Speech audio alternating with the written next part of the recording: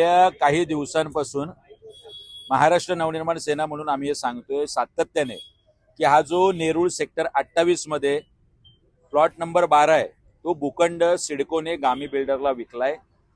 हा भूखंड मुळात जो विकास आराखडा मंजूर केलेला आहे महापालिकेचा राज्य सरकारनेच होता, त्यानंतर या भूखंडाच्या विक्रीचं सिडकोला तसे कुठले अधिकार राहत नाही, पण 1500 कोटी रुपये मिळत आहेत तर आपल्या सिडकोच्या तिजोरीत आणि पर्यायाने अधिकारी आणि नेत्यांच्या तिजोरीत का जाऊ नये, यामागे हा शुद्ध हेतू लपलाय की काय अशी शंका घ्यायला जागा आहे।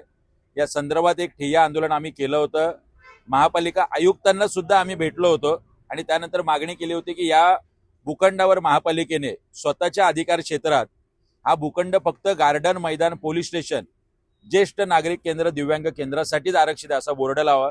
अद्याप तो बोर्ड लागलेला नाही। आम्ही महापालिका आयुक्त आणि अधिकाऱ्यांसाठी जर बोर्ड लावायला पैसे नसतील तर पुढच्या काही 2-4 दिवसात चिल्लर जमा करून ती आयुक्तांना भेट देणार आहोत।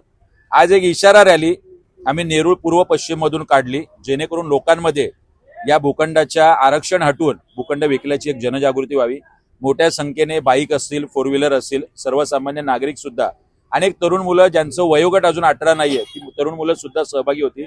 कुठल्याही परिस्थितीत बिल्डरला, सिडकोला हा प्लॉट आम्ही जाऊ देणार नाही हा संकल्प करून ही इशारा रॅली आज संपलेली असली तरी पुढच्या काही दिवसात या भूखंडाच्या संदर्भात सन्माननीय राजसाहेबांना भेटून त्यांनी स्वतः सुद्धा मुख्यमंत्र्यांशी बोलावं अशी मागणी आम्ही करणार आहोत। मुळात आता अधिकार क्षेत्र महापालिकेकडे आहे। महापालिकेने हा पत्रव्यवहार करायला पाहिजे की याचा लिलाव रद्द करा।